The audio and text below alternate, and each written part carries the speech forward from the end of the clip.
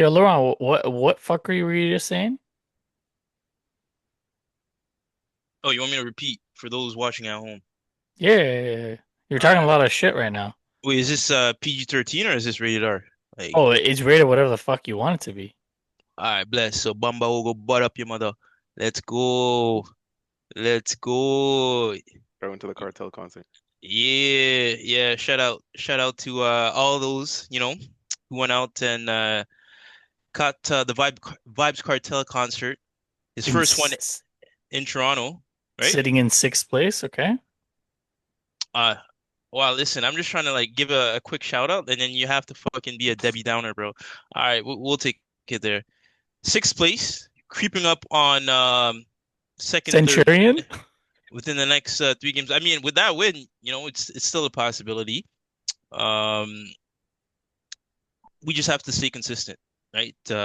Keep doing what we did this game. I think we managed this game a lot better than I think our five last game, even though it was only a 1-0 lead. But the game management on this was pretty good, and we shown some maturity, right? Yeah, no, I'd say and That's a big word for Chelsea. Maturity. yeah, of course, for a young squad. I mean, Wow. my gosh, man, yeah, My gosh, 11 men on the field. That's such an accomplishment for little Chelsea. yeah, Wow. and you tell me, our manager's second year, right? I'm curious to know where were you guys during your second year with your Mr. Arteta? We were starting the project with maybe 50 million being invested rather than a billion. Oh, right, right. Mm, Well, listen, man. mm, Hey, like the LA Dodgers, right? One mm. of the most expensive teams. So long as your pockets run deep, right? And you get the results, that's all that matters. Oh, so you're cheating your way to the top. That's all that matters? I would listen. If we're cheating, then allow the 115 to come for us, right? That's we're I waiting. mean, we already got the 75 on you Uh, guys. then then we'll wait for the verdict, is all I have to say, Mm. right? If you guys think we're cheating, then let the judge decide that, right? Yo, CJ, have you noticed Laurent always pulls up with chess when Chelsea wins? But then when Chelsea, does their thing and they don't win or they play like shit, he just sits in the corner quietly with his blanket on. Yeah, I just don't know why we're still talking about Centurions. That's the thing. That's the crazy part for me. Like, unless it's Arsenal, like sure, but why are we talking about Centurions and Chelsea in the same conversation? He predicted Centurions. I just want to give him his 5 minutes of fame. Hmm. But Laurent, you said something before we started recording about what's to come at Stamford Bridge, and something about Odegaard, coming for our captain Oh and shit. Yeah, yeah, yeah, yeah, yeah, yeah. yeah, yeah, yeah, yeah. Let me make one thing clear, Hmm. right? I think it's been made absolutely evident that when you play Chelsea, you are playing a team that is ready to scrap, that is ready to fight. And I highlighted that actually, right? From the heart of our engine, Mr. Caicedo. The goal that was produced showed you what determination, resilience looks like, right? That hunger. And come, right, our deadline, our due date, our day of judgment, you guys will understand what it means to play against guys, right, that are not taking anything other than the victory out of a battle. Is that determination by Caicedo or laziness by your forwards? Because they just gave up on that play. Does that Caicedo, speak does that speak more about how lazy your forwards are on the defensive side or Caicedo's pressing? I Because mean, to me, when it I was, look at sorry, mhm. go ahead. No, no, no, yeah, yeah, I go, was keep gonna going. say for me, when I look at it, I look at it and if I'm Enzo Maresca, I'm pulling up that video going up to João Pedro and Pedro Neto and being like, "What the fuck are you guys doing? You do realize that there's a defensive part to this game." Yeah, yeah, no, of course. I don't disagree that you have to press, right? Even on if you're an offensive player. Um, But mind you, it was an offensive player that did end up scoring the goal, right? So they were quickly able to switch back on. And sometimes, right, that's what it takes when your guys aren't in tune. One player that leads by example, and everyone else knows, all right, yeah, we got to pick up the slack, right? And that's the defensive midfielder. And I'm just, I'm again, like I said, right? Like you guys saw how scrappy the game can get, right? Like, and our players, they want all the smoke, man. And that's without a guy like Delap on the pitch. So I'm just wondering, man, if we're facing the likes of Odegaard, right? Mourinho, even the hair flicker guy. What's his name? The your robot, should I say, right? Because that's who you guys brought him in to be, right? Like to be the robot for Arsenal. How are you guys gonna deal with that? I can tell you, Chelsea's not getting anywhere near the ball. That's cute. That's cute. Where you guys think you're gonna dominate what, 60% possession? 100%. Chelsea's not going to get anywhere near the ball. That is Chelsea's going to be, trying to that is fend off wave after wave of attack. that that right there is that is cute, bro. How's it cute? That's what's happened the last couple times that we faced you guys. That is cute. You Again, guys have struggled. this is a bro. This Chelsea side constantly evolves, man. It's not the same Chelsea from last year. Let's get one thing straight, right? And I assume as well, you guys aren't the same Arsenal from last year. From a defensive standpoint, we're the same, if not better. Yeah, yeah. And then what would you say about the from the attacking standpoint? Definitely better. See, my thing is, to answer your question, I don't know where this confidence comes from to say that Chelsea is coming for nothing but victory, right? With chest against Arsenal, and Of your course, your players are gonna come on, basically come on smoke against our players. And you're mentioning guys like Odegaard and whatnot. Like, that old expression, like, pick on guys your own size, or like, of course you're gonna go for the weak link. Like, that's like us saying, oh, like when we go to Stamford Bridge, we're gonna look after Cole Palmer. But you're acting like we have 11 bro. Odegaard. Cole Palmer Cole would Palmer deal doesn't with want no smoke, fam. bro. What That man, like, you see him on the injury list, bro. He hasn't played Arsenal in what I think it's 2 or 3 games. He's always injured, quote unquote. And I'm doing air quotations for those who only are listening on audio. He's always magically injured every time he plays Arsenal because he doesn't want it. Anyways, back to the Odegaard thing. You're picking on Odegaard as if we have 11 Odegaards on the pitch. How about Gabriel? How about Saliba? How about Timber? How about Declan Rice? How about Calafiori? You guys don't want it with those players. We're not the team that we used to be. You know what I'm saying? This team now, if you guys want to bring that kind of smoke and you guys want to turn it into that kind of game, oh, we'll go to war, fam. For the We'll go to war. viewers, for the all right, let's. viewers, you can just take a look in my sweater. If you're listening to this audio, you can go to minute 720. Look at the sweater. This is what's going to happen to Chelsea United. Chelsea United. Wow, Chelsea FC. And like and to add on to that, like I understand, like if we had a bunch of this is the Wenger era, right? We did have a bunch of Odegaards back then, a bunch of guys who can play technically, but they didn't want the smoke on a cold, rainy night, at Stoke City, as they say, or the expression goes, right? They didn't want the physical. They didn't want that. We don't have those kind of players anymore. Like with all due respect to Arsene Wenger in his later years, those are the kind of players that we had on the pitch. We don't have 11 of those anymore. If anything, Odegaard's the odd one out. Everyone else on the pitch you can try and war with, but you're not getting any change out of those guys that I just mentioned. It's a different team. So I think we've shown that too, to be fair. Man, we'll see, bro. We'll see. Just know, bro. Like, we got no weak links, right? What? You guys mentioned you guys got a weak link, but nah, bro. We What? all men's on that pitch are ready to go, bro. I think. All right, you know what? Maybe like a Garnacho, right? That guy. I think he hasn't assimilated yet to the culture, to the Chelsea culture, right? Like the newer guys, right? That they're not quite Malo into Gusto's not a weak link. that You were that talking shit about him like last pod. that that guy too, bro. Like what Chalaba and Your center backs, yeah. yeah, what? I Not was very gonna say your impressed. center backs. You were literally shit talking them last pod.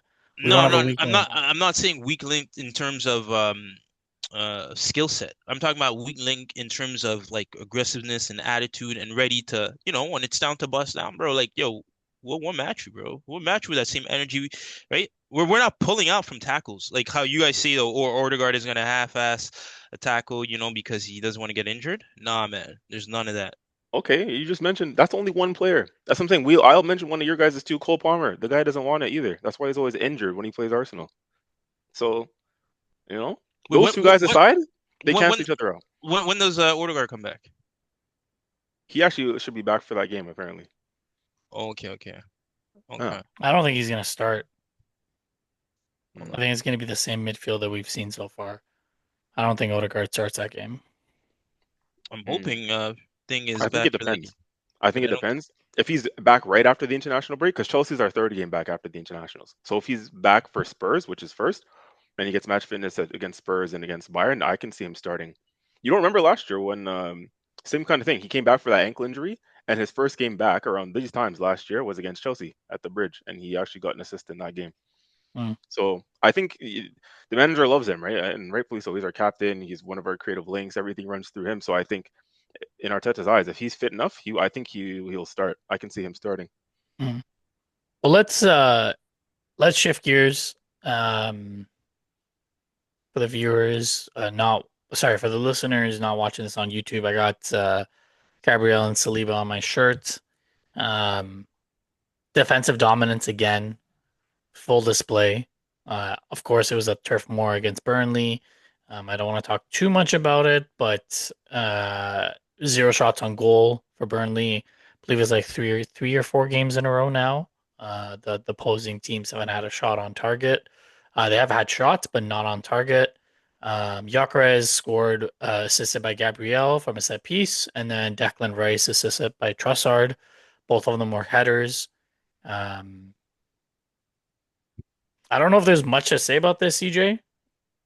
Like clean, clean performance. Not much for me to talk about. And any takeaways for you? Yeah. Where do I start? I mean, that first 45 minutes was really good. To be honest with you, and I think one person deserves a mention specifically. A man like Gyökeres, who we've all been, he's been in the hot seat for the last few weeks. And rightfully so, for some of his, or I guess lack of goal scoring, you can say, and some performances levels started to drop, and I think that had a lot to do with fatigue. But he got a much needed rest in midweek, in the Carabao Cup against Brighton. He didn't play, right, and I think that helped him. And I did say it to you guys last pod. I said Havertz coming back will actually be a good thing for him. It'll help him get some rest. It'll give him some competition as well, right? Some much needed competition. And I think he's a player that is driven and fueled based off of competition, right? And adversity and things like that. So I think Havertz coming back slowly but surely can only be a good thing for him. And in this case, again, the rest in midweek did wonders for him, because I think we saw a very fresh Victor Gyökeres in the first half of that game. It was, most would say his best 45 minutes in an Arsenal shirt. Because it's not just, the goal, obviously he scored the goal, but it's him running the channels. It's him running the back line ragged, pulling them all over the place. The hold up play, the link up play with Saka, that Saka should have converted a couple of chances from would have been his assists. And then a little bit of playmaking, right? Things that we don't often see from him. But I don't know if you guys got to see the replay or the highlight, or even in real time. That ball that he pinged out to Trossard from across the pitch, that led to our second goal. It was Victor Gyökeres crossfield diagonal ball to Trossard, and then obviously Trossard into Declan Rice for the header. That ball that Gyökeres pinged into Trossard, crossfield ball, sorry.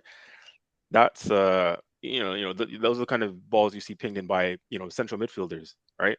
Um, you don't normally expect that from your striker, let alone Gyökeres, who a lot of people say that he lacks that technical quality, right? That was a beautiful ball across, and if those of you who didn't get to see, I suggest going and watching the replay of that. It was a brilliant diagonal ball across that opened up the back line, got them turning in behind, and the rest is history, right? With the Trossard conversion to Declan Rice. So yeah, he was having a really good 45 minutes. It's a shame that Gyökeres had to go off, and I think him going off changed the way we played in the second half, because we didn't have the pace and the outlet on the break, or even just to, because Gyökeres didn't give them a moment's rest, right? When Marino came in for him to start the second half, that's a different kind of striker, right? He drops in Yeah.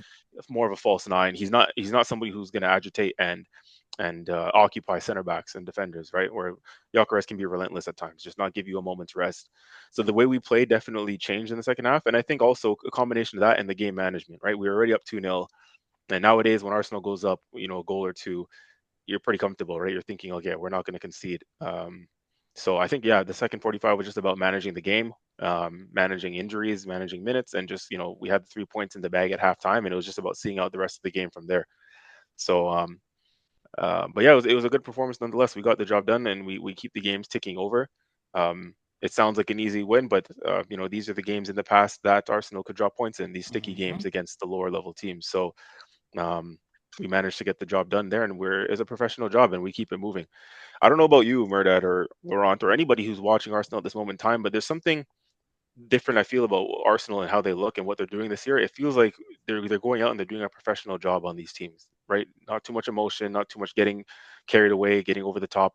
Obviously, in our first title challenging year, right, 22-23, every game felt like an emotional roller coaster, right?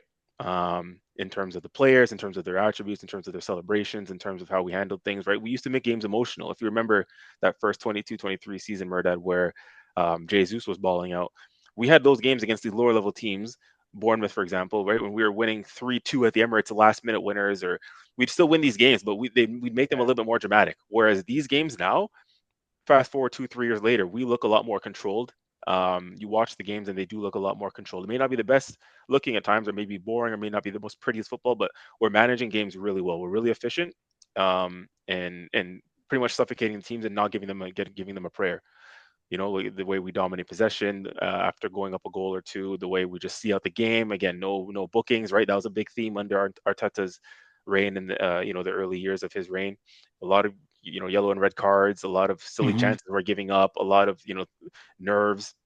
But the way I just watch at the moment, we look very controlled. We're just taking games off one at a time, and yeah, we just need to continue that on.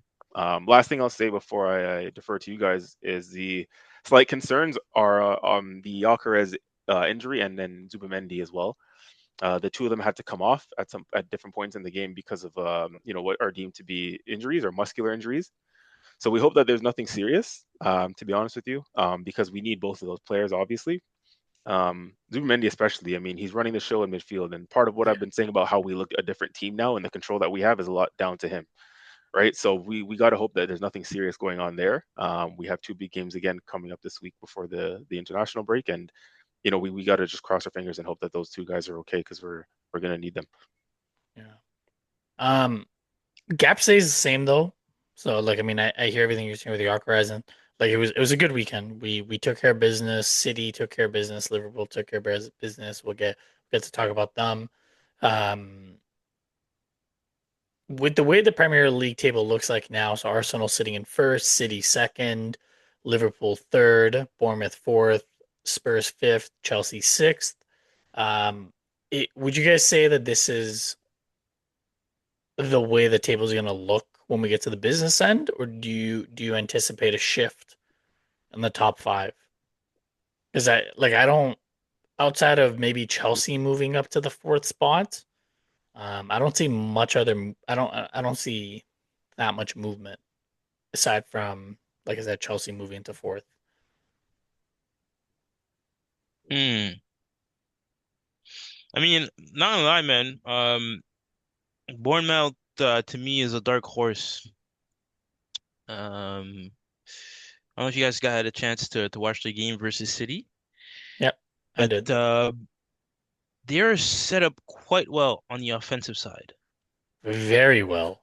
Yeah, like dangerously well. Yeah, Um, very well. and I think for them, it's more so because they're out of all the teams that I've seen, they're the one that are shaped to take the highest risk going forward. And that allows, right, for counterattacks, and hence exactly how they were split open, right? First or second goal, I believe, when the first one when Haaland got through is because they allowed their center back, right? Well, he pushed up a bit too high, slept, right? So lost track of Haaland, and then Haaland Hmm. was able to sneak past that gap. So if they can polish that, right, that defensive awareness, I think they can be pretty dangerous. Yeah, no lie, like and they had their chances, man. They had their chances. That game could have easily been a draw, for me. And if it had been a draw, right, I don't think City is in second currently. No, they wouldn't be. Right. So yeah, no, for me, I still I'm eyeing Bournemouth. If they keep playing the way they're playing now, man, who knows? Who knows? They can definitely be up there, right? You say top five or top four? Top, I said top four. Like to me, I don't like the one, two, three. I don't really see much of a difference. I think those three Mm, teams are going to be there. Fourth place, I think Chelsea will by the end of the season they'll move up to fourth. Five, six, seven. I think it's going to be a fight between Bournemouth, Spurs, United, Newcastle. Like I don't really I don't see Sunderland staying up there till the end of the season. Palace, I think they're gonna fizzle out with having European football. Same thing with Villa. Newcastle depends, right? That at least that's how I see it. Like again, I'm not trying to be disrespectful to Bournemouth or Sunderland for what they've done so far. I'm talking about by the end of the season when the games come thick and fast, and you're playing a lot of games, they don't have the squad size. I mean, Chelsea has the squad size for each Premier League team. I think they got like 60, 70 mans on the roster. So you guys definitely can, put a roster out for each competition. mm, mm. For, You pretty much have a squad of players who got a red card. You know what you starting to sound like? What? The guy you hate the most, bro. You starting to sound like Arnie Slot. Sound like Arnie. Elaborate. Yeah, that whole talking about like other squads and their depth.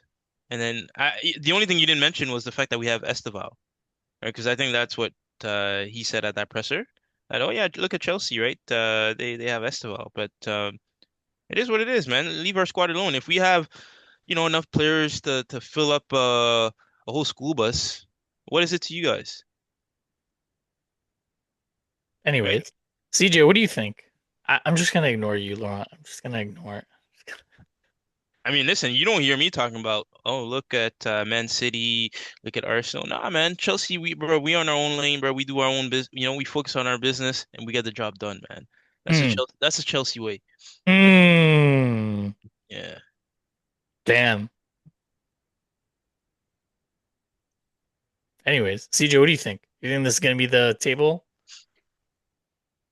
First of all, I do want to say this is actually interesting to to hear Laurent coming into the pod today talking like this because I don't think you would have been talking about Chelsea way this, Chelsea way that with just after last weekend's result. So it's funny how things change week by week. But going back to the original question, um, I think yeah, we're starting to see the Premier League table take shape to what we're kind of expecting it to look like. Um, I mean, maybe some of us optimistic, delusional, whichever way you want to call it, would have expected to see Chelsea first by now, considering they should be Centurions. But hey ho, um, for most of us, other rational human beings, the top three currently looks, I think, what we kind of expect it to look like at this moment in time. Um, so yeah, it's starting to take shape in that sense. Sunderland can still come in and mix things up a little bit because they play tomorrow. So if they win, they go on 20 points actually. So they go into second place to end the match weekend, the matches for this week. Um, but at this moment in time, yeah, like I said, the top three is kind of taking shape to look like what a lot of us expected it to be. And then obviously in fourth, is Bournemouth. They're the ones breaking up the current, traditional Big Six at the moment because again, you have the top three: Arsenal, Cities, Liverpool. Then you have Bournemouth, and then you have your, some of your traditional Big Six. You have Spurs and Chelsea. Um, and then Sunderland breaks it up in seventh before United. So when I look at kind of the top eight, yeah, you have the big six in and around the mix, the traditional big six, because obviously last year, as we know, United and Spurs were on page two, where you have to kind of accept the cookies to see what's going on there. So, but yeah, I think this is kind of what we can expect to see, going forward. Whether it's going to be like this, now until December, let's say, is another thing. I think there'll still be kind of, things moving around in and around that area. But obviously, like when we come close to the business end of the season, so I'm talking like the turn of the new year into like February, March, let's say, like, yeah, I think you're going to start to see things look a little bit like, I guess, normality, a little bit of normality resuming in terms of the big six and where things land. And I did say I predicted United to have a higher finish this year simply because they have one competition pretty much to focus on a week, right? No Europe and not even Carabao Cup because they got knocked out of that too by Grimsby Town. So, Well, um, they have one competition to focus on, yet they barely escaped salvaging a point from Amad Diallo. He scored at the 84th minute, the City ground. So you think that's a good point for them, or no, would you consider that nope, 1 point gained or 2 points dropped? 2 points dropped. 2 points dropped. In my opinion, 4-7 to 4-7-1 since the first game of the season. They are struggling, and in my opinion, this is exactly why I think Laurent, you were asking, or I think it was you, CJ. You were asking like, are there other teams in the Premier League right now that we're not thinking about for the Premier League title race? And this is the reason why, like United, Spurs. Actually, it was Laurent that you asked. This is the reason why United, Spurs, these type of teams, I don't really take seriously. The inconsistency is like, don't get me wrong, like the City ground is very hard to play at. Don't hear what I'm not saying, but coming off, beating Liverpool at Anfield, beating Brighton at home, like those are very tough games. And we can all agree that Anfield is a lot harder to go to than the City ground at Forest. Hmm. So to struggle to break down Forest doesn't bode well in my opinion. And I don't like I think they'll finish in and around top six, top seven, but I think they're gonna struggle. Like they're gonna struggle away from home. Um, But yeah, to answer your question, CJ, 2 points dropped. I don't know, Lauren, do you see it differently? Do you think it's 1 point salvaged or 2 points dropped? But no, that's a good question. And I mean, funny enough, in their particular case, I feel like you can almost view it in two lenses, right? Hmm. Where, yeah, you can argue, right, that way. It seemed like they had control of the game for what it seems, right? Possession wise, they created chances. Mind you, though, Forest apparently created the same number of chances that they did. Well, relatively the same, 15 shots for both. And Man U had about three more on target than they did, right? But overall, I think it's a positive result for Amarin, if I'm being completely honest, right? So long as it's not a loss, right? You're showing your ability also to get back in games, which is important, right? Because it could have easily been 0 points, right? So yeah, 1 point. Uh, Sometimes that's how it is. You get the draw, and you still have some morale that you can take on into the next fixture. Whereas if they were to lose this, suddenly, right, you're starting to see a reemergence of the trend with United losing games, and also a lack of confidence in the manager, right? Yeah. I think for them, right, yeah, you always want to win, but this isn't that either. Hmm. Fair enough. Um, Fulham climb out of the relegation zone or bottom of the table. They just keep piling it on Wolves, man. Beating them 3-0 at the cottage. Do we, if I were to ask you guys, 50 bucks, do you think Wolves win this year? Do you think they get a single win by the end of the year? Yeah, what the fuck? 100%. CJ? I don't think there's has that even ever happened? A team that goes the whole 38 games without a Let me single win? check. Bro, that's almost like in NBA when Philadelphia was on that Oh losing yeah, streak. yeah, And yeah. you know, I don't think statistically it's yeah, they gotta win some. Yeah, though, yeah, I agree. I don't think they're gonna go winless the whole campaign. That's madness. Hmm. I You don't you think. you don't think they're gonna win a game? Honestly, to me, that's worthy of never ever setting foot in that league ever again. Like once you're, like once you get relegated off of that, yeah, man, don't come back.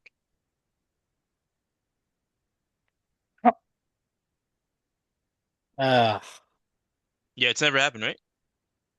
I don't think so. No, Yeah, but I'd be curious to know what the lowest. I think it's like What, one or two wins.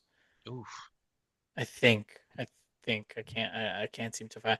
I don't like. I think they'll squeeze a win.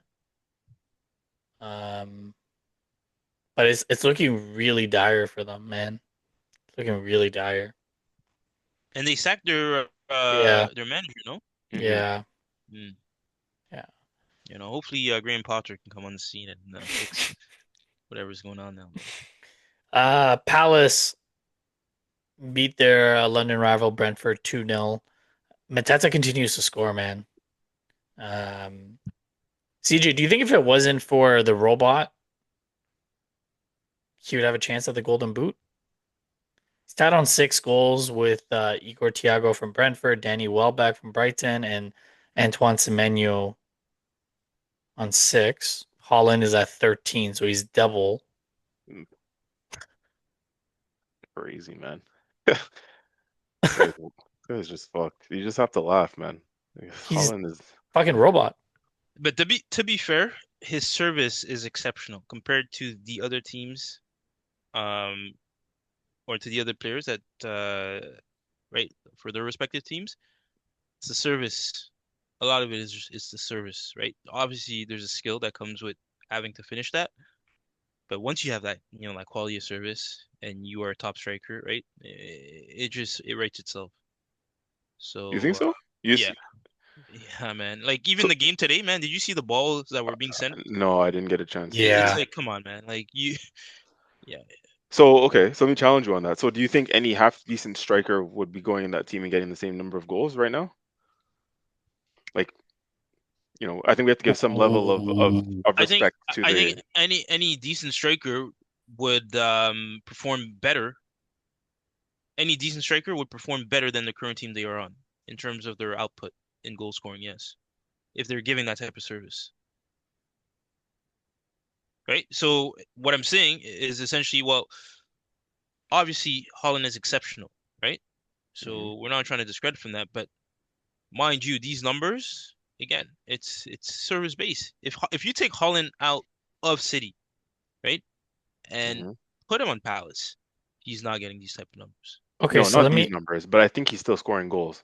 wait, CJ. Let me ask him these questions. Okay, so you said a decent striker, Gyökeres. No, Hot Yonkers is not scoring at this rate, I don't think.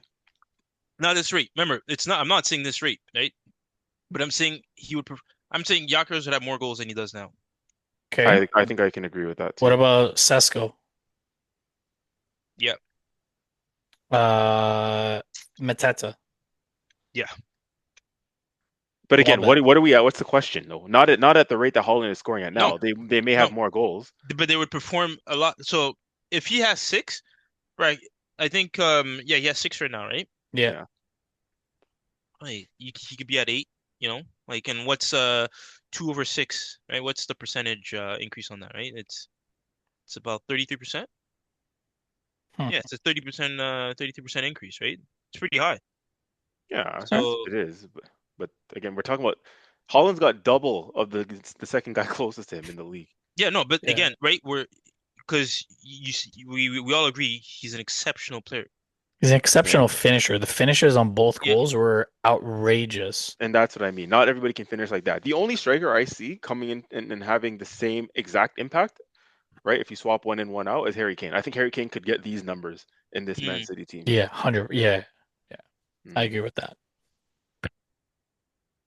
And also I just And checked. Mbappe. Oh, Shit, Mbappe, yeah, yeah. actually, I think Mbappe might even have more, bro. Not gonna lie. yeah, yeah, Actually, you know what? I'm not too because I feel like with City, they're very system based, right? Hmm. Whereas I don't know, I don't think Mbappe would kind of like to play in a system I think such as. Lewandowski could do it. Lewandowski, yeah. Mm, Like we're talking about the top of the cream of the crop strikers, right? mm, Also, I did check it. So Derby County 07-08, they had mm. one win, eight draws, 29 losses.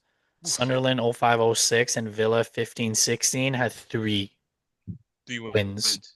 So But zero has never happened, right? zeros never happened. But Yeah, one win is the closest. That was yeah. Derby, and then who did you say was after that? Did you say Sunderland?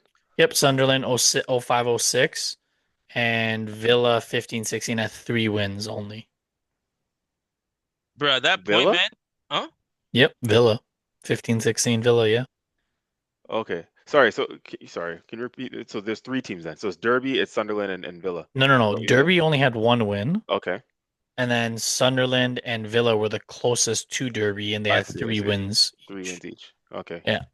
So zero All right. wins has not happened. So the closest is Derby at Derby. one win. Bro, I'm telling you, man, if you get to that 37th or 38th game and you need, bro, at that point, you got to do what you got to do. If you got to pay the refs, right? Um, No, I swear to you, bro. Like, yo, do you know how embarrassing that is? Going a season without a single win. Yeah.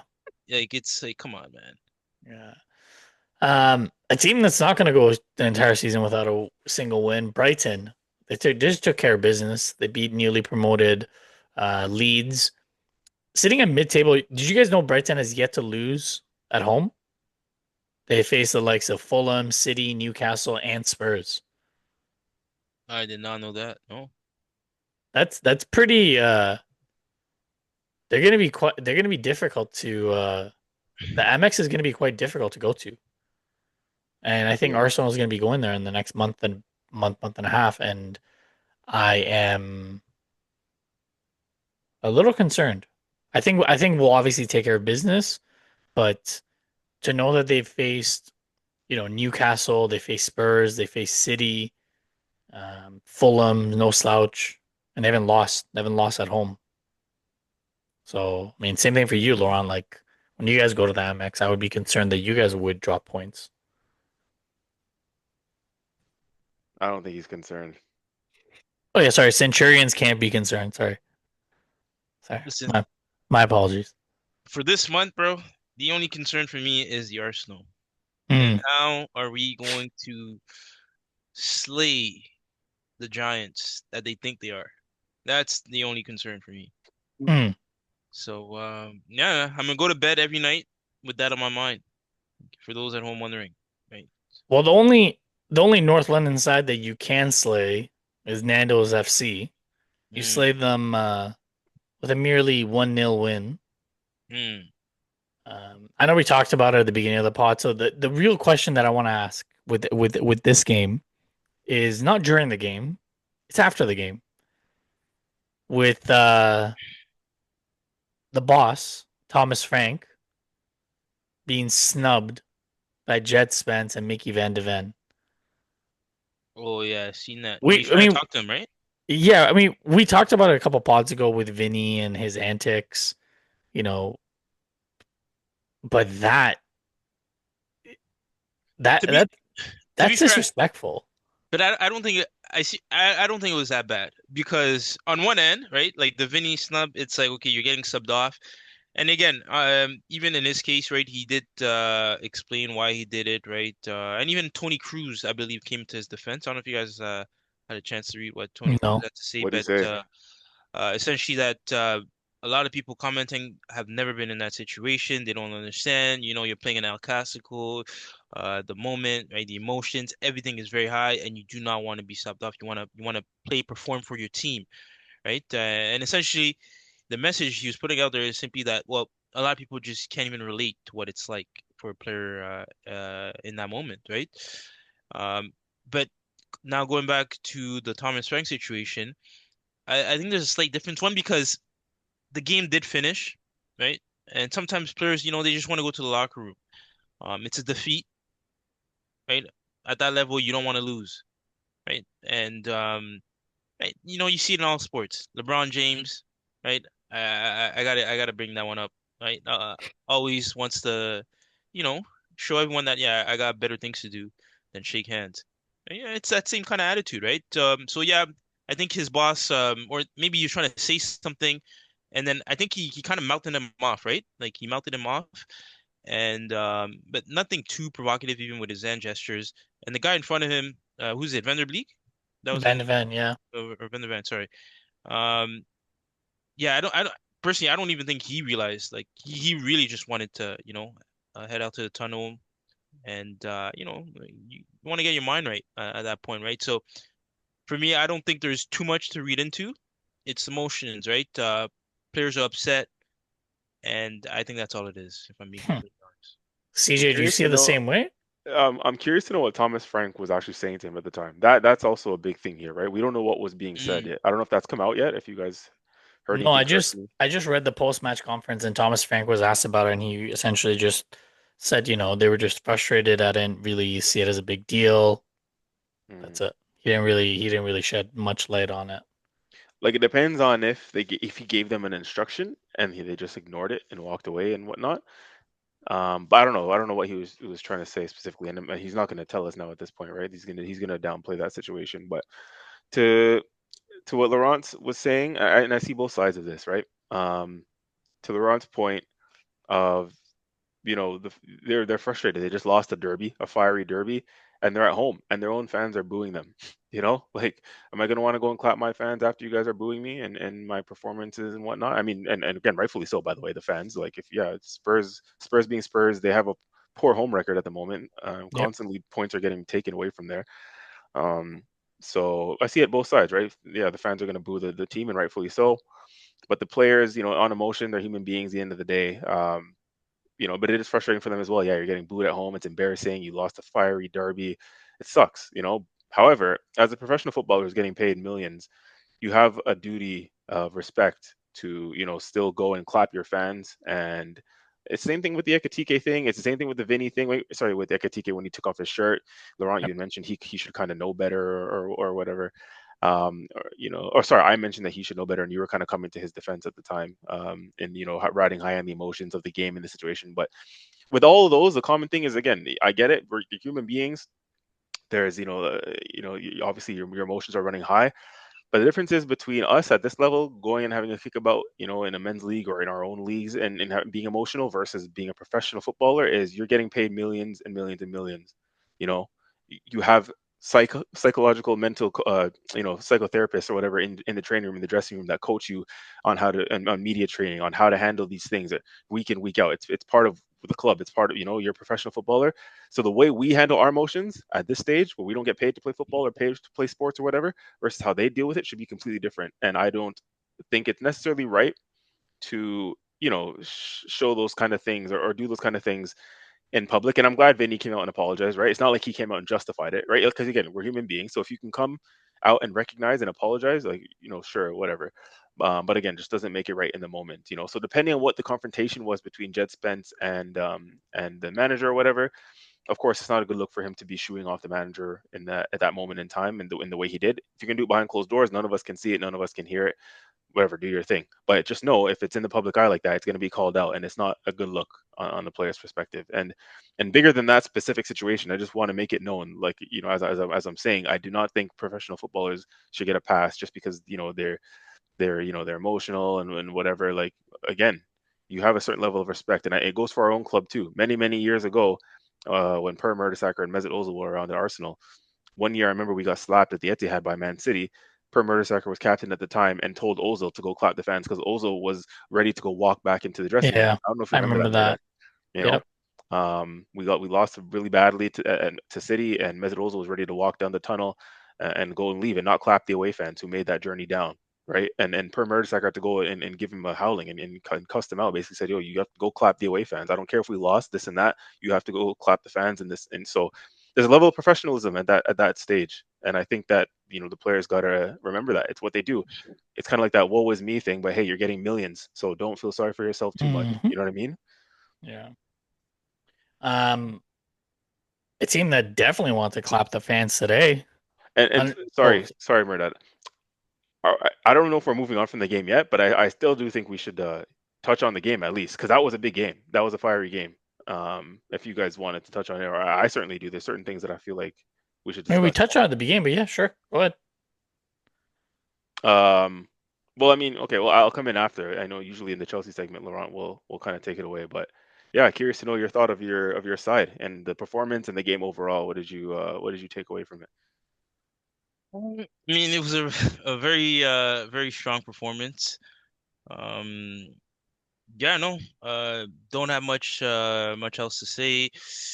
You know, a few laps in concentration here and there on the defensive side, but we did scrape through with a clean sheet. Sanchez again in goal, to me, superb. Superb. That guy is truly showing some great class. You know, you have to give it to players like that, right? You just talked about mental fortitude, right? You also alluded to the mental side of the game.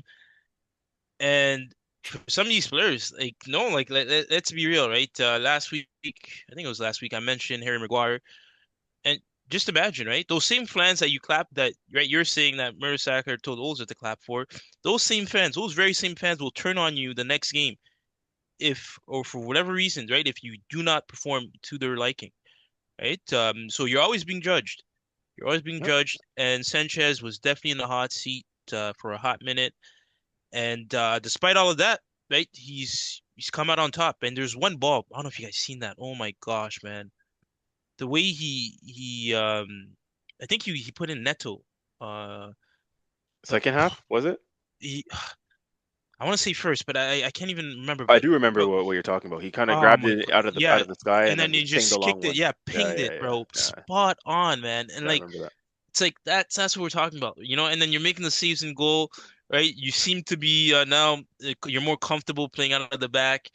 Um, and then you got Caicedo doing Caicedo things, right? So to me again, it's understandable, right? When you got guys like the Tottenham players that don't want to stay behind, right? Because losing to Chelsea in that manner, man, I think you need the best psychotherapist in the world to deal with that, man. If we're being completely honest, right? Yeah, because Chelsea is so poor that you need a psychotherapist to prevent you from wanting to do nasty things to yourself. I get it. I agree too. Uh, huh, Losing to this iteration of Chelsea, pff, damn. that's good. That's good, man. You know what? I hope I hope you guys stick around after the whistle come November. You know? I mean, we already are in November, so. Well, you know what I mean, right? Mm, mm, I mm, hope your players do stick around. You know? mm. Yeah, chat. You know, we can chat about a few things here and there. Make sure we clip that part, bro. What minute is that, Merdad? Clip that part and we'll save it and we'll run it back on November 29th.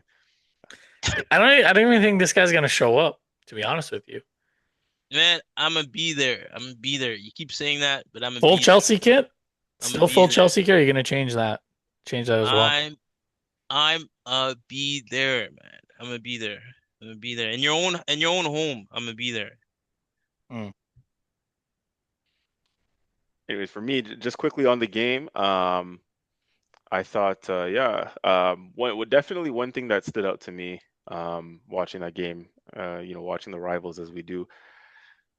Yeah, definitely, Moises Caicedo is the standout player. And come the international break, again, we've spoken this briefly over the past few weeks. Come the international break, and as the Chelsea Arsenal game gets closer, when we talk about combined 11s and we start assessing player for player, and things get really hot and spicy on the pod. Um, One of the common talking points, again, I saw it after this weekend. Two brilliant midfielders to put in two man of the match performances yesterday in Declan Rice and Caicedo, and then there comes that conversation again about you know Declan Rice versus Moises Caicedo, who's better, and save your thoughts, everyone, before we all jump in. We'll save those conversations for when the time comes, because it's going to be a good conversation. But it's good. It's good. It's what the league needs. It goes back to the days of comparing, Roy Keane versus Patrick Vieira or Lampard versus Gerrard. Like, we like these kind of debates. And all I'll say at this moment in time is before we, get into the actual debates on who versus who. I do appreciate Moises Caicedo as a player. He's a brilliant player, and I do enjoy watching him play. I think he is really good, and to say the least, and he makes that Chelsea team tick definitely. Um, his drive, his energy yesterday, it was him. Not only what he did off the ball yesterday, and his running and his ability to just win the balls in midfield, but you saw how high he got up in the pitch to assist the goal for João Pedro, right? He had no real business being there, but the tenacity, the sheer, tenaciousness to just get in that position, just keep going, and then, get in the position to intercept and lay the ball off, was class, and he's a big game player. We saw it against Liverpool the other week as well with the goal that he scored. So it was definitely a standout. You got to put some, respect on these players' names, and you got to recognize a big player when you see one. And Caicedo is definitely a big player in this league. And um, yeah, I thought he was really, I don't know if they win that game without him yesterday. I'll say that No, much. I don't know if they they, would not win that game without him. yeah, yeah. So, but yeah, no. So yeah, he was a driving force behind that game yesterday, and the reason why they won in the end. Overall, it's pretty interesting to see that for me, Chelsea, they constantly have Spurs number, especially over there at their ground, right? Um, Chelsea really does little bro Tottenham, and Tottenham tries to make it a thing and tries to make it a rivalry like they do with with all the other London teams and whatnot. But to us, to both of our clubs, I guess, from an Arsenal and Chelsea perspective, Tottenham is always going to be, little bro.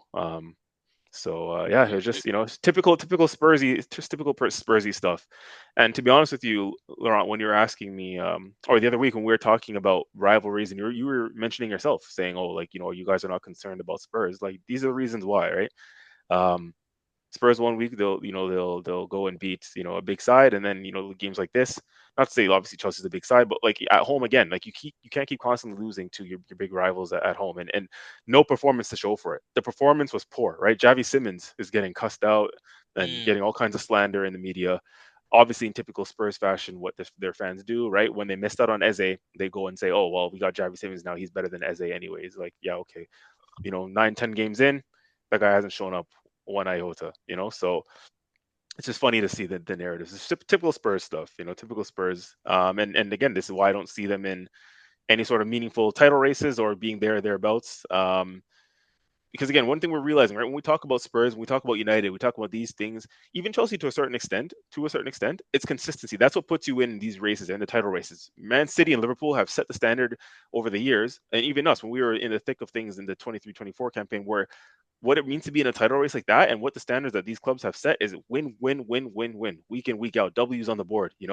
Whereas the Uniteds, the Spurs sides, like, one win one week and then you lose or drop points the following week to teams that you shouldn't be. Those are the differences, right? It's the inconsistency, and that's why I don't have certain sides like that in mhm. any title race yet. It's because Spurs just aren't there yet. No, a team that's keeping their title race alive just barely, in my opinion. Liverpool. They went to their old heads. Yes. Robertson started, Van Dijk, Salah started. They went back to their old midfield. You 2-0 at home against Villa. you don't sound too happy. Forgive me. Because all I want to say is like you spent $500 million in a transfer window and you got every single player wrong because when you resort to the team that you played last year, you actually get the performance that we expect out of Liverpool. I'm talking about as a football fan. If I'm talking about it as an Arsenal fan, fuck, like I wish they had lost again. Um, I mean, one of his no, so yeah, one of his signing came on, yep, Florian Wirtz, and but the then game at Kirkes that didn't point play. was the game at that point was under control. Right, right. But honestly, man, at the end of the day, you gotta credit him for this victory, right? Because we all know on the back of that loss to Crystal Palace, right? I think even you mentioned it on the last pod, but his decision making and whatnot. But this was class in terms of tactical setup. You have to congratulate what he did there in this game, right? I think he played Szoboszlai as a 10. I think it was, yeah. And Yep. then you had Ekitike up top. Um, no, man, I think you got it spot on, right? They look good. Salah, right, being clinical. Although I think it was a missed pass from Yep. Friggin' Yep. Martinez, yeah. yeah, from Martinez, and good for him, bro. That guy is like, he can Yeah. get pretty annoying, right? So it's always good to see when he fucks up. But yeah, no, I personally for me, right, the true indicator of whether or not he's starting to conjure something will be against the Real Madrid side. this Well, Champions League. that's what I was going to ask both of you. Mm. With Madrid and City on deck, would you say because they're playing Tuesday night, Tuesday Sunday? Would you say Slot has to go with the same lineup, or does he revert and put on some of his new signings in the lineup? Some of it's enforced, right, with injury. Like Isak, if it depends if he's still out or not. Obviously, if he's out, he can't play. Um, Frimpong, I think the same, right? Frimpong is also Let's out. just say they're all healthy. Well, if they're all healthy, then I think you stick with what you just had on the weekend, right? It's a winning formula. You keep a winning team. Any manager will tell you that, and will know that they've been in a bad way for a long time. And the team that won on the weekend is the team that continues, right? The team that continues against Real Madrid. And if they get the job done there, then you continue with that team against City. I think, right? That's pretty much how it goes, and deservedly so, right? That lineup, he finally figured out something that can get the job done. And yeah, I would say to keep momentum, to keep the winning habits. Again, you're at home. I can see him keeping the same side to Hmm. go out against Real Madrid. Do you Wait, think? so that means, sorry, I was gonna say Florian Wirtz doesn't start versus Real Does Madrid. doesn't start, no. Mm, okay. Do you guys think he's still on the hot seat? I think the seat has cooled down a little bit. Yeah, he If 10 out of 10 turned is off the bum warmers on the. if 10 out of 10 is fully hot seat, where and 0 is, Just he's just cold. chilling. Where would you rate him right now?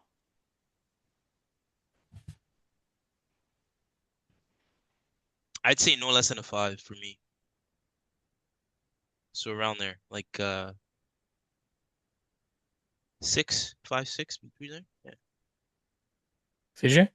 I'd say a 5 or lower. I don't think his seat is that hot right now, to be honest with you. Again, some of the credit in the bank um, from last season, right? Winning it all and then getting a new team, new players involved. I think he's on the lower end of that spectrum, so just under a 5 as opposed to over a 5, right? I think he's a 5, like 5 between 5 and 10, 10 being the super hot seat. I think he's at a 5 or lower, to be honest with you, especially now after that win. Yeah, I don't think it's that crazy at the moment, to be honest with you. I think we're trying to stir that up in the media, obviously, as rival fans and pundits, and it's just what we do on Twitter, on X, whatever they call it these days. But um, you heard it in the stadium. If you guys watched the game, I don't know if you guys got a chance to watch it, but their fans were chanting Arnie Slot, his typical chant, whatever that chant is, Arnie Slot, na na na na na, all that. Fans were chanting it in the stadium throughout the whole game, and he came out, I think, after the press conference and said he appreciated that from the fans. So the fans are fully, supporting him. They're still backing him. They're still on board. And that's always a big indicator, right? We saw it with Arsene Wenger and managers in the past. Emery. Once the fans turn, it doesn't look good because that affects the pockets, right? From no ownership perspective, if fans aren't turning up to stadiums and fans are walking out early and stuff, that affects the pockets. Then you're really down bad. But the fans clearly seem to be still on board with Arnie Slot, hence them chanting him in the stadium and whatnot. And so I think he'll be Hmm. okay for now. I think I'm leaning more on Laurent's side. I think he's like right at a 5.6, but we'll see. We'll find out Tuesday. Last two games, the robot Holland scores again, scored a brace. And he did a Uh, robot celebration. he did. That He did the guy. second one. He did. Yeah. Um, they won 3-1. CJ has always brought this up that City have a over reliance on Holland. But I got to watch the full 90, and I think what was striking for me is that they've actually learned how to play with him. Right, the first couple of years they struggled to kind of figure out how to play with them, how to play off the ball with them, and I think you see now, especially Nico Gonzalez, like that first goal when he passed it to Bernardo and Bernardo headed over half to Holland and he just ran in. Like I think they've learned how to play with them, and it makes me personally feel a lot better with our Gyökeres situation, where I understand he's not scoring at the rate that we thought he would be scoring, but I think it makes me feel hopeful that once we figure out how to play off of him and get him acclimatized to the way we like to play, I think it's going to be better. Um, but I want to ask you guys this: so both teams, I believe, if I'm not mistaken, City play Tuesday as well. What do you and I know we're going to preview obviously the game on the weekend because City's playing Liverpool.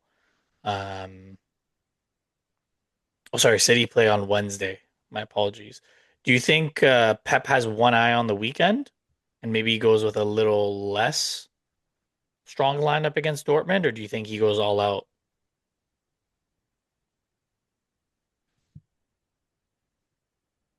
They play Dortmund City They play Dortmund. at the That's their kryptonite, Dortmund. Etihad, or is it At away? the Etihad, yeah. Will they rotate? That's the question. Yeah, well, they rotate because they play Wednesday, Liverpool play Tuesday. Mm. They both play each other Sunday.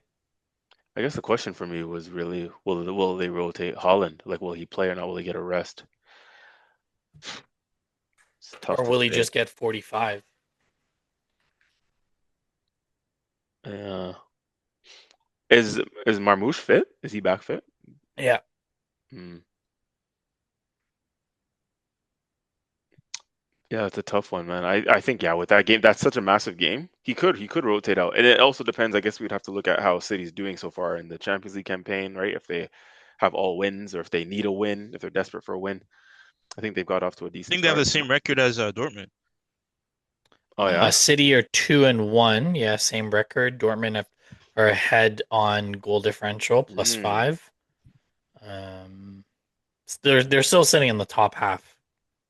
So this is a big game in Dortmund. Holland playing his old squad. I think he'll want to play. So you know what? He probably will start, but maybe just not play 90 minutes. But he probably will start Hmm. actually.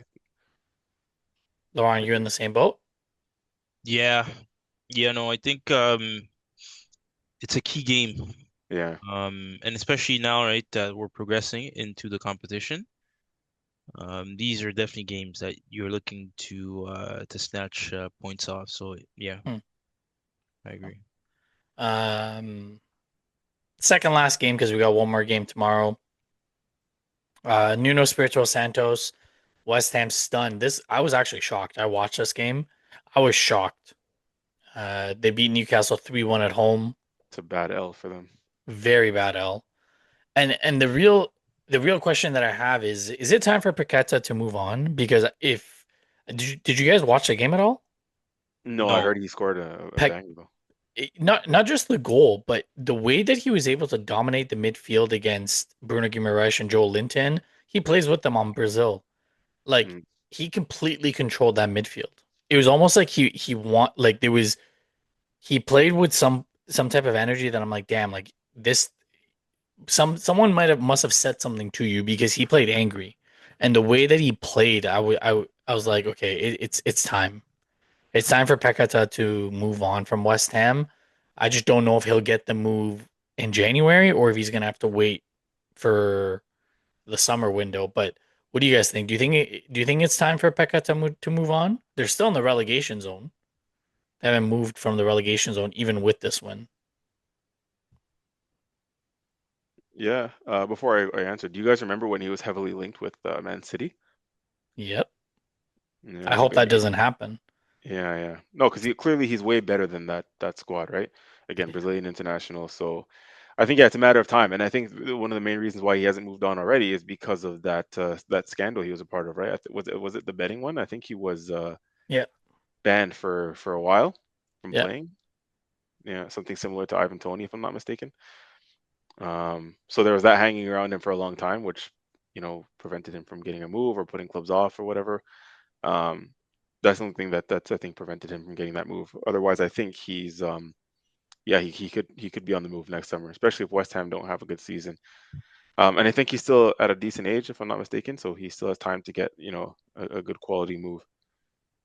I think he's 26. Yeah, 28. Oh, she's older than I thought, but he's in his prime now, so I think he Yeah. can get that move maybe next year. You in the same boat, Laurent? Yeah, yeah, yeah. I think he's always been a standout player, and yeah, it seems like West Ham for me is too small a club for him. So yeah, I agree.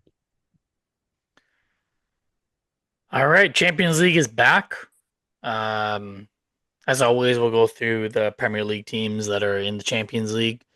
Starting off with Arsenal, we travel to Slavia Praha, looking to keep our defensive dominance. Still only 3 goals given up in all competitions. I don't know, understand why you're smiling and laughing, Laurent. It's facts. I'm just spitting facts. You know, That is crazy, bro. Like facts. you would think a guy can't even smile now. Like Nah, just nah, nah, nah. Because as soon as I said wow. defensive dominance, you start grinning and laughing and licking your lips like some, like you're in some next porno. Like, relax, bro. What? I understand. I understand watching the defensive What? dominance is something new to Chelsea. Yeah, to all the young viewers listening at home, man, just scrap whatever you said, out of your head. No, no, it's okay. It's Yeah. it's explicit content only. Explicit content only. Um, CJ, I put my lineup as always, what I expect. I think there's going to be slight rotation uh, Hmm. with us facing Slavia Praha, especially with Sunderland, because I don't think Sunderland's a slouch. Like I said a couple Hmm. weeks ago now, and I keep saying it over and over again. I think this can be a banana peel game for us facing Sunderland, and it's gonna have such a big, big twist on the title race because City and Liverpool face each other. So I went with Raya, White, Mascara, Gabrielle, MLS for my back five. Norgard, Rice, Eze in the midfield, Wanyeri, Marino, and Trossard up top. So giving rest to the likes of Saka, Gyökeres, Zubamendi, Saliba. Uh, Zubimendi's in your lineup though. no, I took him out. Oh, you changed. Oh, okay, Yeah, okay. I changed him to Norgard. I forgot about the injury. Forgot about the injury. But So but it's Norgard. Okay, but Norgard and who? Norgard, Rice, and Eze. Then is it? Okay, okay, Yeah, and then Wanyeri, Marino, Trossard up top. okay. Well, the other important thing to point out is that Zubimendi can't even play for this game anyways. Yellow card accumulation, so he's out for this one. Oh, Yeah, perfect, yeah, yeah. So he can't perfect. play. He can't play in this one anyways, even if he was fit. However, one thing that does concern me is for two reasons. Rice will probably have to play, um, and he's someone that I would have wanted to give a rest to.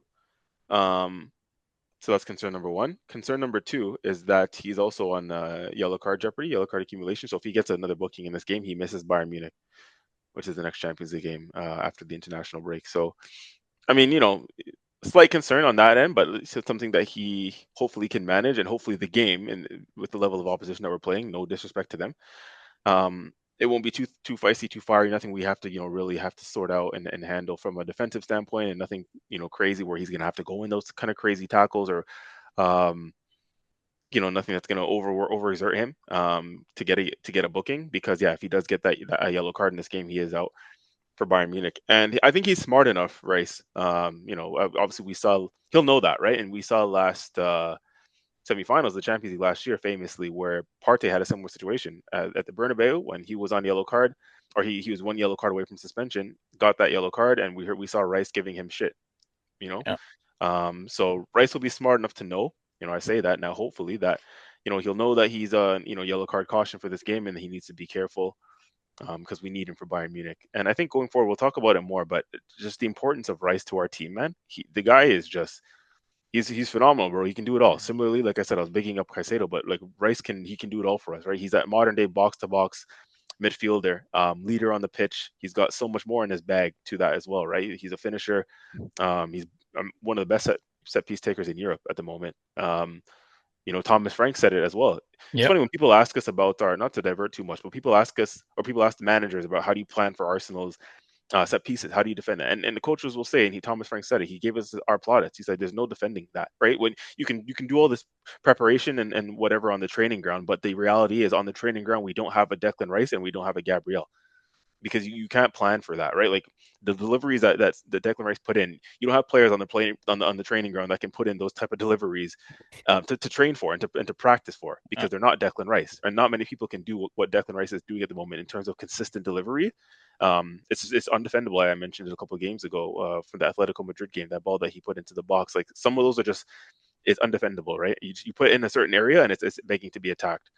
Bro, Uh, sorry. Like I don't want to cut you up, but mm, I'm surprised that that's even a thing when you say that, right? Like you can't we can't practice for that because I know in football, right? You have and even in different sports, you have these machines that you can use. I don't know if you guys seen that in football, right? Yep. It's Mm-hmm. this wheel thing. You can put the ball in and then phew, right? Yeah, Gets yeah. the ball out. So, bro, like the amount of money, right? I'm sure they can come up with some kind of device to replicate the ball delivery, with high levels of precision. You see what I'm saying? That allows you to at least mimic in some way, shape, or form, right? How that ball is coming, right? And you set up your, yeah. So I don't know. I'm just a bit surprised that that's not a thing that's currently out there, for as I think to a a certain tool. extent, obviously you can train for that, Hmm. but there's nothing like obviously the real thing and the real player, the real person who's able to execute that in a real game.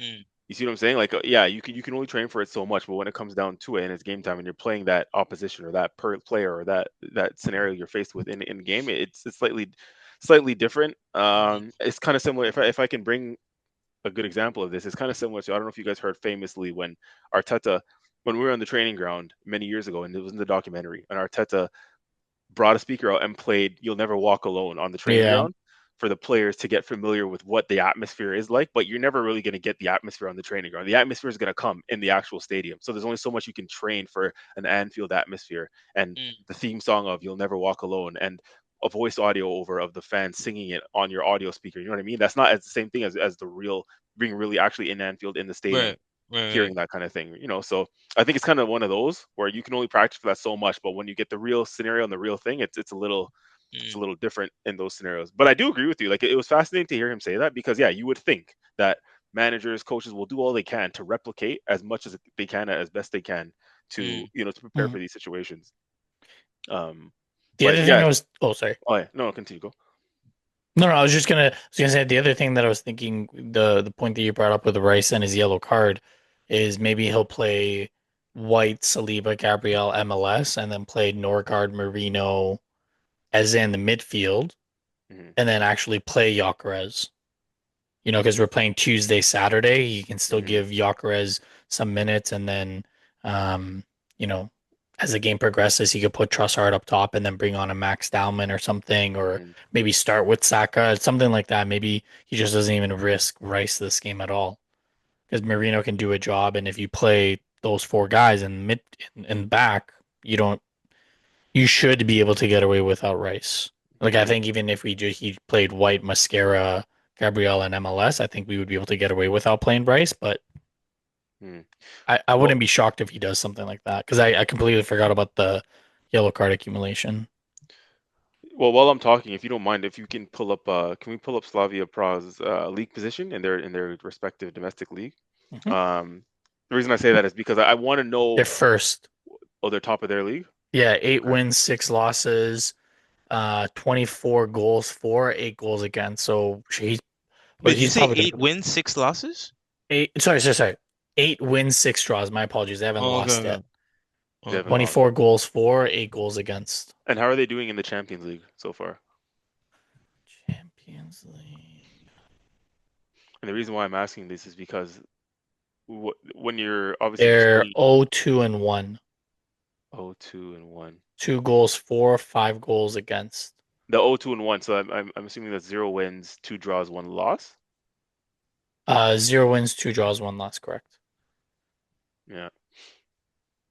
The reason I'm asking this is because when you're obviously studying your opposition and your opponents, we want to know how much level of rotation we actually can have, and still have a level of respect, an element of respect for the opposition, because Zubimendi and Rice are so important to our midfield. If you take both of them out, you're changing your midfield completely. And again, this is a Champions League game. This is Champions League level football, so we got to respect that and respect the opposition. This is not like a Carabao Cup tie, and that's my main concern. And I think that's what Arteta will be thinking about as well. Is like, if one is out, we need the other. We can't afford to not have both. This is the Champions League. I think that's what he'll be thinking. So if Zubimendi's out, for example, we'll need a Rice, and vice versa. If Rice was out, we would need a Zubimendi, because both of them are just so crucial to the way we play. And we saw it against Brighton, if you remember how open we were in midfield in that first half, Yeah. from the Carabao Cup, right? Without that midfield, and that was a disoriented midfield, some would say, because they never played together before. It's like, well, we're gonna need one of those key guys in there to kind of keep our shape, keep some familiarity again, because it is the Champions League. So I think for that reason, Rice would play.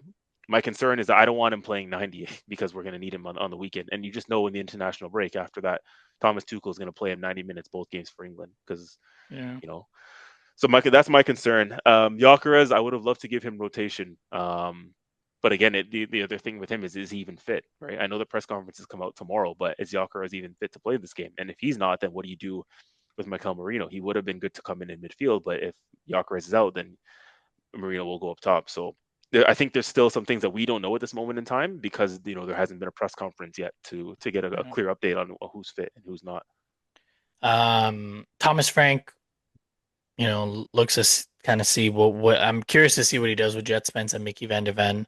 They're facing Copenhagen at home.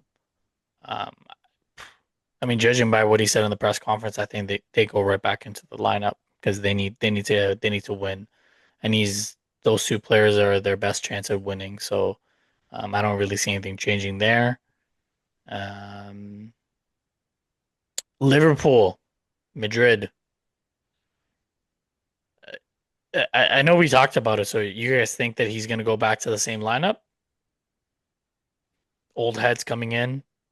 Yeah, I think he'll keep that. Connor Bradley versus Vinny and Mbappe, and Andy Robertson on the other side against Valverde or Arda Güler. I mean, I don't think Frimpong is an option at the moment. No, he's injured. Yeah. But Kirkez is, and Bro, I'd rather play you than Kirkez if I'm Arnie Slot. Well, there you have it. Tell us how you really feel about that guy. Yeah, I mean, after that laugh, you didn't have to say much, man. But yeah, no. I think we'll definitely see a lot from that lineup he had in that last game. Mm-hmm. But for me, they have to win. If I'm Liverpool, I'm expecting a win. If I'm being completely honest. Expecting a win. Yeah, no, like if I'm being honest, right, and you understand, right, it is Madrid that is the opposition. Even I think when they faced them last year, I think they even wiped the floor with them. No, They did the first game at Anfield. Yeah, it was complete dominance. Yeah. And is this one at Anfield as well? Yes, it is. Yeah, no, man, I'd be expecting a win here, man. If I'm Liverpool, and mind you, this is the back of the fact that they're not quite in form yet. But Slot has to deliver. This is a testament game, right? For his critics, and for everyone. Yeah. Sky rose his hand. Raise his hand. Sorry, that's crazy. But critic number one. Yeah, no, for real. And on the other side of the coin, though, Real Madrid looks quite good under Xavi. Yeah. No, so it's like even when I say that, I don't even know what the result's going to be. They have 10 wins, 1 loss. 10 wins, 1 loss. Is that all competitions, Real Madrid? No, that's just in La Liga. Yeah, and I mean, do you guys think Trent is going to have any part in that game? No. Wondering. I think he'll get on at some point. If he doesn't start, I think he'll play, to be honest. I mean, he didn't even start on the weekend, eh? And yeah, they apparently right, comfortable win. Was it 4-0? I can't remember whoever it was they faced, but yeah, he did not see any blade of grass. And people were disappointed, right? Because they expecting him to be subbed on at least. But yeah, it should be interesting. There's 13 wins, 1 loss in all competitions right now. Champions League and La Liga. Wow. Yeah. 1 goal against in the Champions League. And in La Liga, they have 10 goals against, 26-4. So tall order for leaky defense. Leaky. Like the valves are turned on and you can't turn them off because that's how leaky they are. A team that's very similar to how leaky their defense is. Here we go. Here we go. FK Qarabağ welcome Chelsea in their 40-man deep roster. Laurent, One game in the books, 11 men on the field. That leaky Hmm. defense, the tap, you got the tap back on. You're about to turn the dial, see if you can keep it closed. You're halfway there. Hmm. Two questions. One, do you keep a clean sheet? And two, do you keep 11 on the field? So 11 on the field, yeah, it's that's a guarantee. Right? Guarantee. That's a guarantee. Right? So you're telling me to bet on it. No red cards in the game. There's no reason for why we get a red card in this game. Okay. Now, as to the clean sheet, See, wow. you're twisting the faucet, but you're just still twisting. Yeah, I gotta make sure it's airtight. But man, I want to say a clean sheet. Mm, I'm hoping, right? I think we're all hoping for a clean sheet here. Uh, but with Chelsea, sometimes you just don't know. Going forward, right? We can produce, but we still have those moments of lapse of concentration. And right mhm. now, I'm just not convinced in terms of right what the data tells me about what the team does on the defensive side of things. So I can see us conceding one. Okay. Can I ask a question? Mm. Um, so I was hearing you say going forward we can produce, and I know you've said that for a while now about like how convinced you are with Chelsea going forward based on what you see, and because you admittedly so said the defense maybe sometimes lapse of concentration, like defense may be the weak area, the weak point of Chelsea, but once that clicks, you guys are solid. So, question for like for both of you, are you guys really that convincing going forward?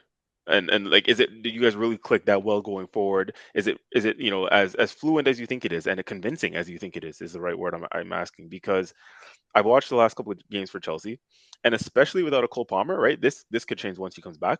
For me, I'm not as convinced. Like I've been here trying to hear what you're saying about how convinced you guys are going forward and how it clicks there and how it looks good.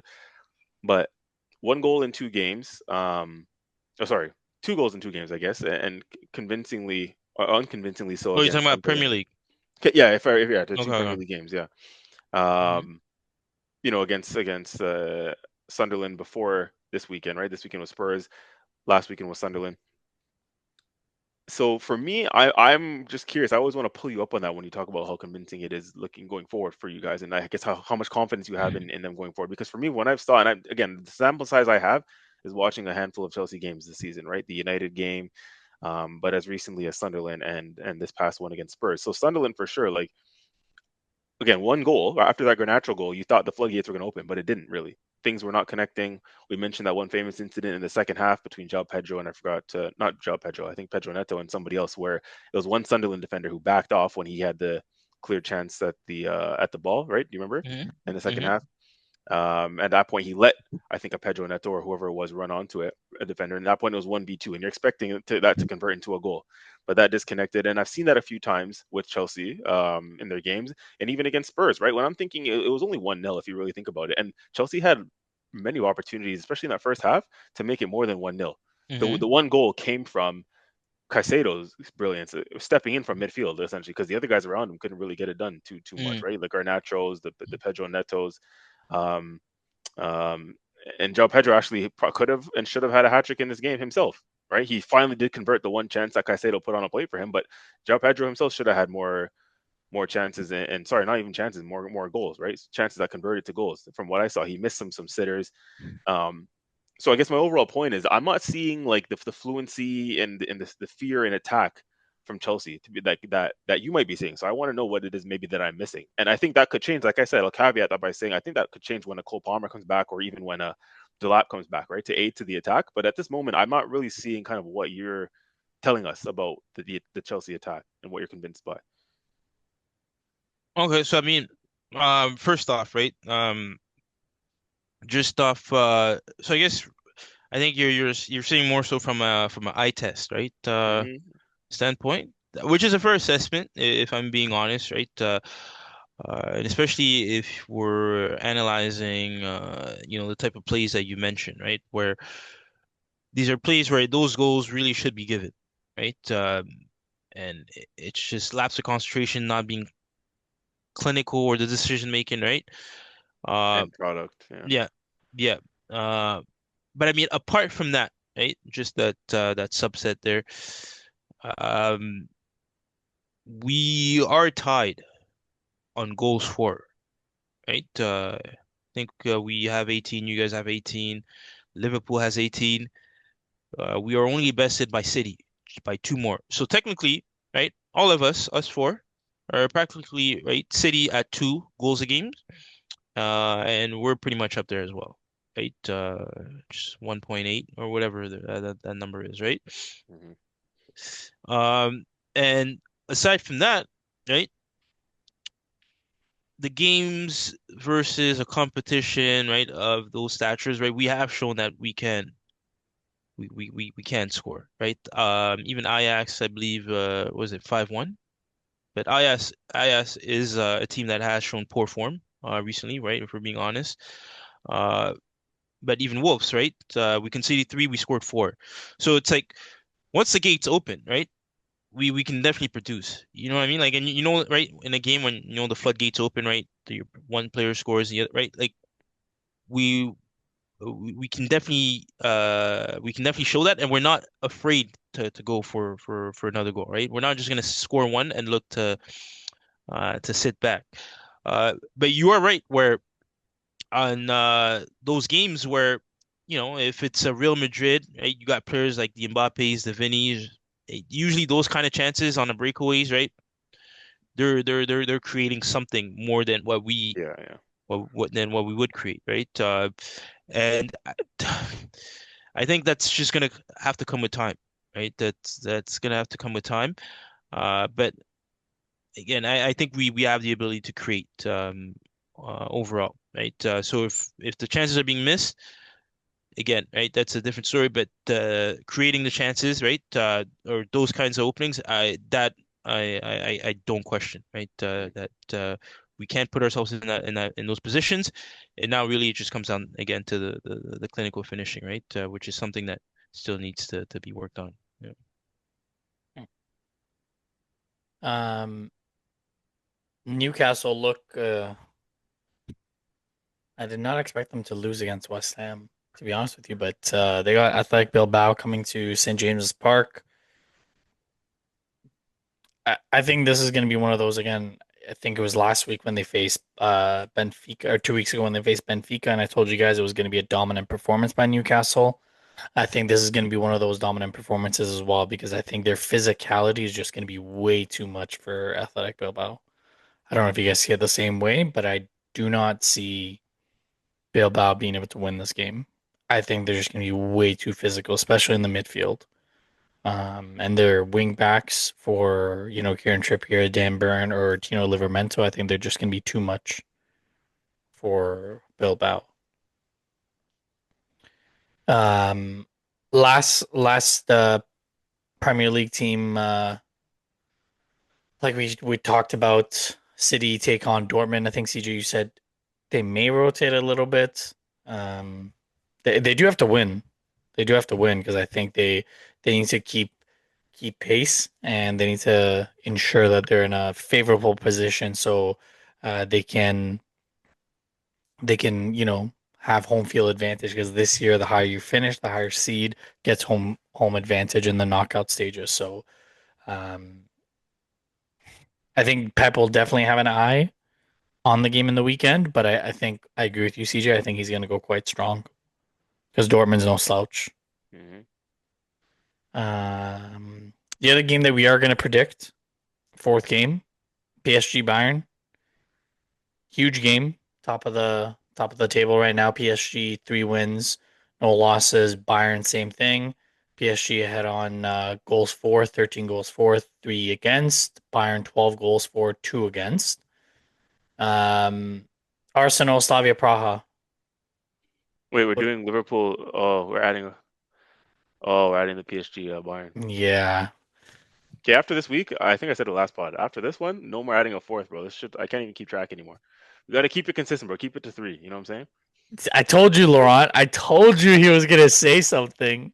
Yeah, fam. Because how bro. many times are we gonna do this? Before you know it, at one match week we're gonna be like predicting 6, 7 games. Bro, Nah, nah, I we're not had gonna do. three. We're I not had gonna. three to be fair. Bro, you don't think the PSG Bayern one is one that needs to be looked at? Yeah, I So, guess I but can see that. Yeah. yeah, but okay, by default, right? Because I was even willing to say scrap the Chelsea, right? And I did say that. He But did. Merdad was like, no, no, we gotta just keep that in, right? For the sake of the fact that, right, this is a Chelsea co-host. So we kept that in. But other than that, then it's Liverpool Real Madrid. But yo, that's too big of a clash, bro. Yeah, yeah. No, fair enough. Fair enough. Yeah. Don't worry, man. I'm not trying to like out here, trying to sneak points in here and there and make a comeback, right? I'm good where I'm at. I'm good where I'm at, man. You guys do your thing up top, right? And refresh the cookies anytime you guys are trying to see where I'm at in the But table. But Laurent, what mm, say you? Arsenal, CJ? Yeah, Arsenal. bro, why you got to do that, bro? Even that, yeah, or, like you know what I mean? Like just say with your chest, bro. Are we Yeah, okay to say obviously I'm not confident. To be honest, I'm why? not confident for this one because of the rotation factor No, and bro, because we'll of be who might be fine. fit. We'll be fine. We'll be Yeah, what's a Slavia Praha, bro? That's like we'll be Conference League. fine. We'll be fine. Conference League. You know We'll all be about that, eh? is it fair for me to write Chelsea? Wait, did you give us your prediction for the game? I don't think I need to give my prediction. I think it's a given. Oh, ooh. I think it's a given. If you don't know what my prediction is, then you don't know who the Premier League winners are. I already predicted at the start of the season.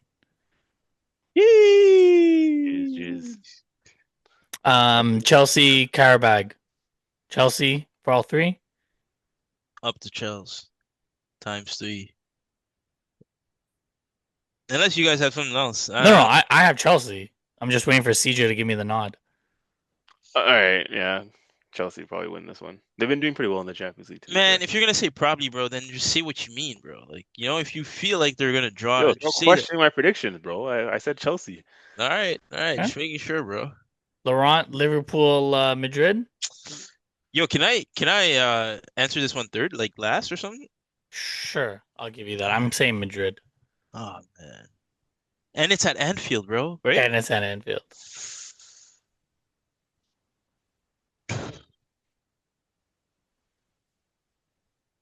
All right, CJ? Oh, you're answering this one last? Yeah, man. Oh, okay. Um, shit, I have no idea. That's my answer. I actually have no idea. You're saying Madrid? Because okay, I don't think this is gonna be a draw. Like I think someone's gonna win this game. I don't see this kind Yeah. of game ending in a draw, you know? How do you guys want me to convince you? You want me to convince you for Madrid or Liverpool? You tell me, and I'll make the case. What's your rationale? Oh, For yo, who? I actually know. I know what your rationale is. You don't like Arne Slot. There you go. No, no, no. I have rationale for both sides, but I just think Madrid's Actually, rationale no, no, makes no. more You're sense. you're not allowed to do that. You're not allowed to do that. What the hell? Don't say anything that's gonna, you know? That's the way it Persuade should you be. one way or the other. Yeah, yeah. Just actually, I know what I'm gonna say. So say it. Yeah, like what? No, no, but no, CJ. Like I said, I'm going last on this one. But if you know what you're gonna say, then why does it matter? Just one of you fucking say it so we can get this pot out.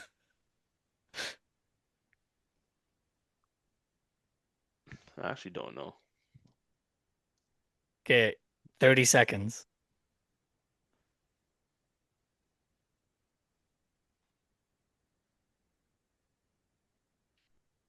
Go go, fam. If you know what you're gonna say. Bro, I'm going last, bro. Oh my days. Um. Oh shit. This is. Yeah. You know what?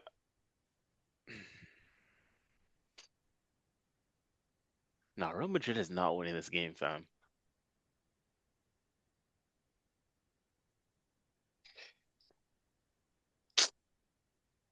Nah, you know what? Nah. All right. I think yeah. Liverpool's too leaky. Real Madrid's in form. Yeah, I think Real Madrid will win. Just. Laurent? Fuck, man. Yo, what's wrong with this guy? Like, you're so dramatic about this. Yeah, bro. Cause no shit. I gotta, I gotta cover ground here. It's a marathon, bro. You don't have to win it today or tomorrow. Just stay in the race. Stay close Oh until my you know such gosh, time. man. Just relax, man. If you think Real Madrid, just predict it. It's better to stay close. Here's the advice I'm giving you. It's better to stay close than keep trying to distance All right. yourself Thanks, by going. coach. Thanks, coach. Thanks, Thomas Frank. Yeah, bro, you Shit, need it. bro. Before I walk out of this podcast and go straight to the locker room, bro. All right. Real Madrid. Real Madrid. Wasting everyone's Uh, time, man. I'm gonna go last This for guy said wasting everyone's time after he did all of that Yeah, huffing and because you puffing, knew your bro. answer Man, and then wanted to yeah, change it. What the fuck?